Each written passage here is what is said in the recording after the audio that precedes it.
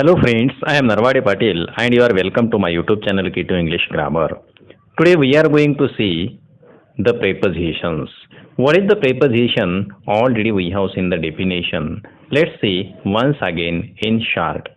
Pre means before or beginning and position means place. Prepositions means in Marathi we say Shabdayogi Avya. And the definition of preposition is that a preposition is a word used before a noun or pronoun to show its relation with the other words of the sentence. Then what is the other words here? Other words means verb or an adjective or another noun or pronoun. In Marathi we can say नाम किंवा सर्वनाम यांचा वाक्यातील इतर शब्दांशी असणारा संबंध दर्शवणाऱ्या शब्दाला शब्दयोगी अव्यय असे म्हणतात. हे आपण अगोदरच पाहिलेलं आहे. तर आज आपण पाहणार आहोत इन आणि इन टू ह्या दोन प्रेपोजिशनचा उपयोग कसा केला जातो. Let us see what is in. In means च्या आत. इनचा अर्थ होतो च्या आत. And let us see the first use of in. इनचा वापर मोठे शहर, राज्य, महानगर, देश इत्यादींच्या नावापूर्वी करतात. For example, we live in India. In is preposition in the given sentence. We live in India. India is a country and before the country we have used in. India is in Asia. In आसिया और Asia म्हणजेच India हा आसिया खंडामध्ये आहे. that is in Asia continent or Asia continent. She lived in Uttar Pradesh. In is preposition. Mr. Patil sir lives in Nanded. In Nanded. In is used before Nanded, before the name of a city. The Prime Minister lives in Delhi. In is a preposition. In this way we have seen that. आपण या ठिकाणी पाहिलं आहे इनचा वापर मोठे शहर, राज्य, महानगर, देश, खंड इत्यादींच्या नावापूर्वी केला जातो. And let us see the second use of in. इनचा उपयोग परमनंट ॲक्शन ऑर फील्ड म्हणजेच स्थायी कार्यक्षेत्र व्यक्त करण्यासाठी केला जातो. For example, his brother is in the army. आता या ठिकाणी इन वापरला आहे. इन द आर्मी म्हणजे कार्यक्षेत्र जे आहे, जे फील्ड आहे, तर त्याच्या भावाचं कोणतं आहे, तो आर्मीमध्ये आहे. इन द आर्मी परमनंट आहे नोकरी. And my friend is in the navy. I am in the education. He is in the politics. आणि याच्यानंतर पुढे आणखी उपयोग पाहूया. इनचा वापर पिरियड ऑफ टाइम व्यक्त करणाऱ्या शब्दांपूर्वी करतात. म्हणजे पिरियड ऑफ टाइम दाखवणारे जे काही शब्द असतात, जे काही फ्रेजेस असतात, त्याच्यामध्ये आपण इन वापरतो. For example, in a week एका आठवड्यात. इन धिस वीक ह्या आठवड्यात. इन धिस मंथ या महिन्यात.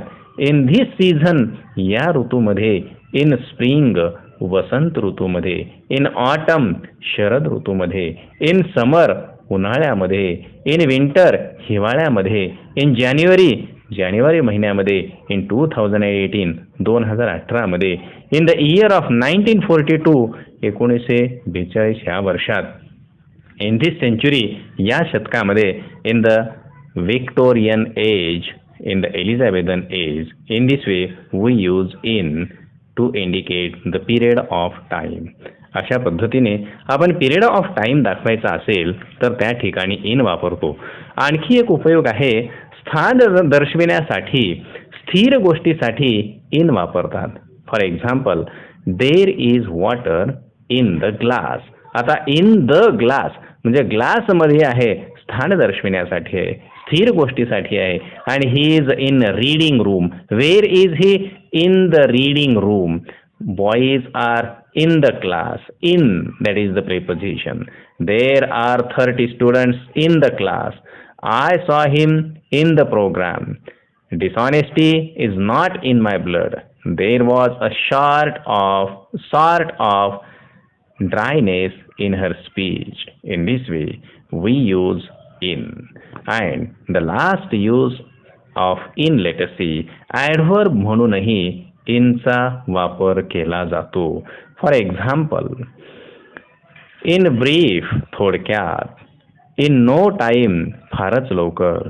इन द लॉंग रन शेवटी. In the nick of time योग्य वेळी. इन ॲडव्हान्स, अगोदर. अशा पद्धतीने इन कुठे वापरतात हे आपण पाहिलेलं आहे. आता पाहूया इनटू कुठे वापरावे. What is difference between in and into? Let us see now. And let us see into. It is used to indicate movement to the inside of something. म्हणजे हे मुवमेंट दाखवायचं असेल, हालचाल दाखवायची असेल तर आपण त्या ठिकाणी इनटू वापरतो. For example, he fell into the well. तो विहिरीत पडला. आता बाहेरून आत असा अर्थ याचा आहे. He fell into the well means he was out of the well आणि he fell into the well. नाहीतर आतल्या आत पडलेला नाही, तो बाहेर होता आणि बाहेरून आत पडला. अशा अर्थाने he fell into the well आणि मुवमेंट पण दाखवल्या जाते. He came into the room. Into means he was out of the room and he came into the room. Pour some water into the bucket. काही पाणी बकेटमध्ये ओता. म्हणजे आधी बकेटमध्ये नाही तर बाहेरून आपण त्याच्यात टाकणार आहोत. He got into the train. तो ट्रेनमध्ये चढला. अशा अर्थाने आपण इनटू वापरतो. आणखी दुसरा उपयोग असा आहे, एका अवस्थेतून दुसऱ्या अवस्थेत जाणे किंवा रूपांतर होणे, तसेच एक संबंध वस्तूचे तुकडे करणे, आत पडणे, यासाठी इनटू वापरतात. वेगवेगळ्या अर्थाने इनटू वापरले जाते.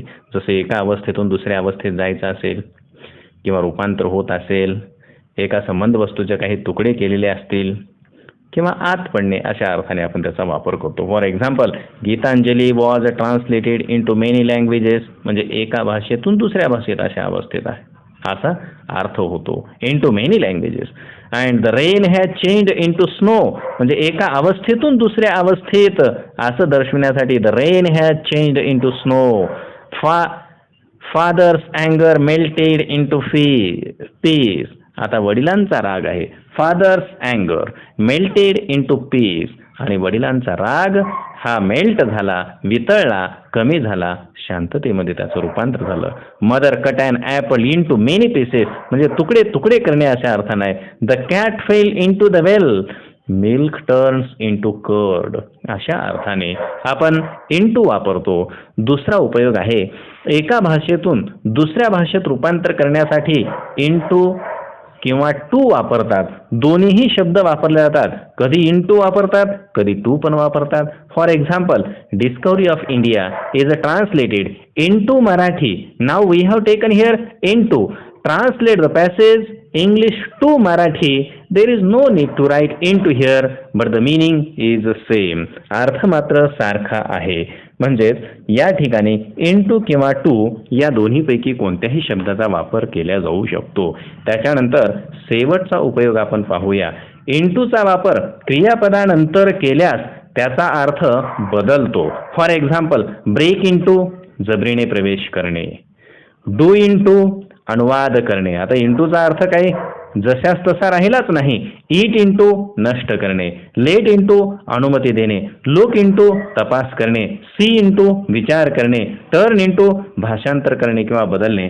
अशा पद्धतीने आपण आज इन आणि इनटू ह्या दोन प्रेपोजिशनचा उपयोग पाहिलेला आहे. Let us see remaining prepositions in the next video.